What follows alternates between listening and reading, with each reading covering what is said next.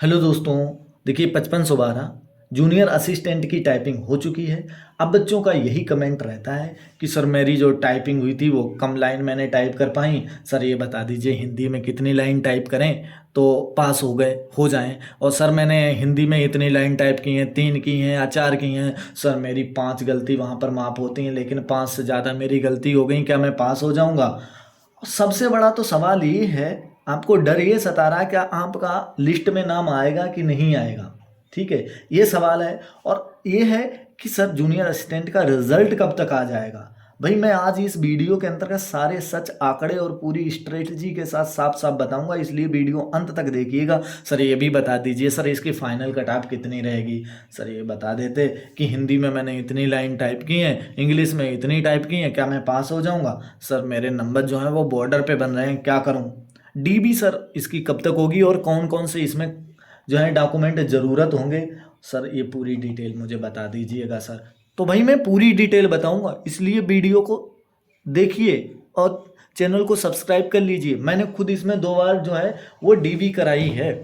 और देखो, इसलिए मैं आपको ऑथेंटिक जानकारी दूंगा। टाइपिंग भी क्वालिफाई की, 2 बार डीवी भी कराई है, कौन कौन से डॉक्यूमेंट ज़रूरत है सब कुछ बताऊंगा। पहले तो मैं आपको बता देता हूं कि आपने हिंदी में अगर इतनी लाइनें टाइप की हैं तो आप पास हो जाओगे। देखो मैंने यहाँ पर 2 बार टाइपिंग की है, तो एक में मैंने 156 वर्ड किए थे, तो लगभग में मेरी 38-39 की स्पीड निकली। लेकिन मैं यहाँ पर आपको अपनी स्पीड नहीं दिखाने आया, मैं आपको फैक्ट वाइज बताने आया हूँ कि अगर आप इतनी लाइन टाइप कर दोगे तो आप पास हो जाओगे, ये मैं बताने आया हूँ। तो देखो मैंने पहले तो ज़्यादा किए, फिर मैंने बहुत धीरे धीरे किया है, तो मैंने तब भी 139 वर्ड टाइप कर दिए हैं। अब आप खुद देखो, यहाँ पर मैंने ये लाइन टाइप की है। ये उतना कठिन पैराग्राफ नहीं है जितना कठिन आपका एग्जाम में आ रहा है, लेकिन उतना नहीं। देखो, समाज विकास, योगदान, विकासशील, असमानताओं को दूर करना, समस्याएं, डिजिटल, ये वर्ड हैं तो ठीक है, बड़े बड़े हैं, लेकिन वहाँ पर थोड़ा इससे भी अपर लेवल का आ रहा था। तो देखो मैंने यहाँ पर वर्ड कितने किए, 139 वर्ड किए। की स्ट्रोक कितनी बनी जाके 758। और मुझे हिंदी में की स्ट्रोक कितनी चाहिए सर? 625। 625 चाहिए, और मेरी है कितनी? 758। 758 है, तो मेरी यहाँ पर कितनी स्पीड निकली? 30 की स्पीड।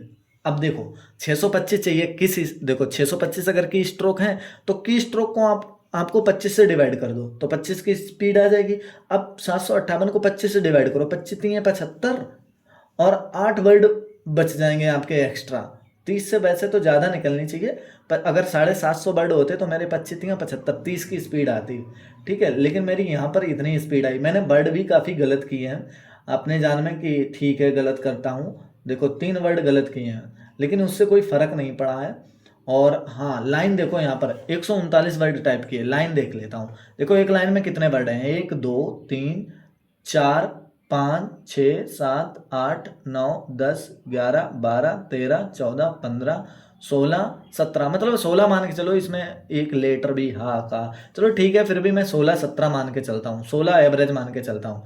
1 2 3 4 5 6 7, मतलब 7.25 लाइनें मैंने टाइप की। यहाँ पर देखो ये गलत है और ये गलत है, ये थोड़ी 1 2 3 4 5, 5 वर्ड हैं।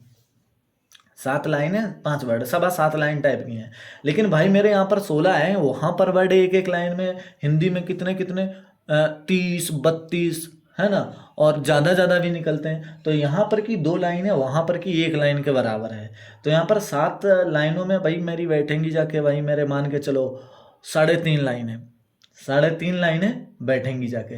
3.5 लाइनों में आपकी स्पीड कितनी आ रही? लगभग में 30 की स्पीड आ रही। आपको सर कितनी स्पीड चाहिए? आपको सर चाहिए 25 की।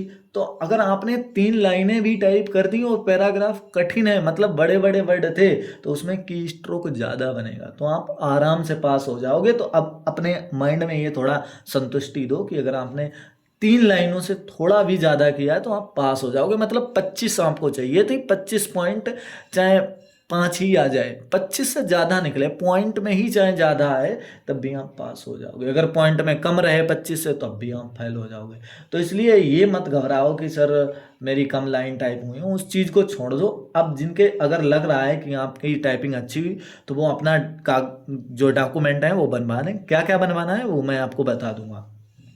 और हिंदी के लिए मैंने अभी ये वीडियो बना दिया, इंग्लिश के लिए मैंने कल बनाया था।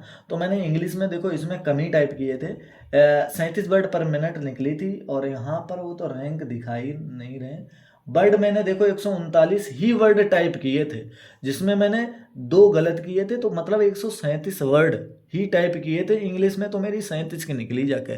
तो मैं आपको बताऊं कि वहाँ पर भाई इंग्लिश मॉडरेट है, यहाँ पर अब पैराग्राफ नहीं दिखा रहे, पैराग्राफ वहाँ पर दिखा रहे थे जब मैंने कल टाइप किया था।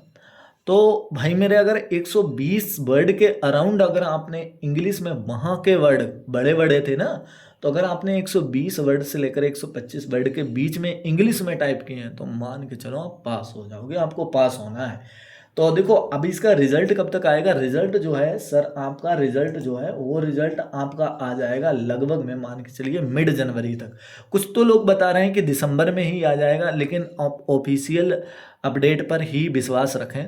और रही बात ये आपका मिड जनवरी तक दिख जाएगा, फरवरी में चांस है आपका डीवी स्टार्ट हो जाए।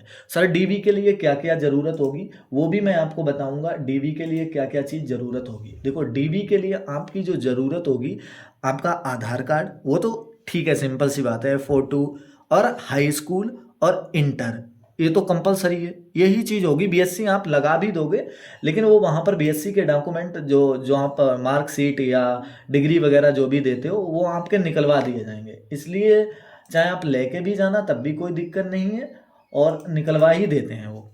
बाकी आय जात, वो आय सॉरी कह रहे हैं आय, आय नहीं चाहिए होगी, जात और निवास, ठीक है। जो आप अपना आय तो फादर का बनता है, लेकिन हाँ आप अगर वहाँ पर लेके भी जाते हो ठीक है।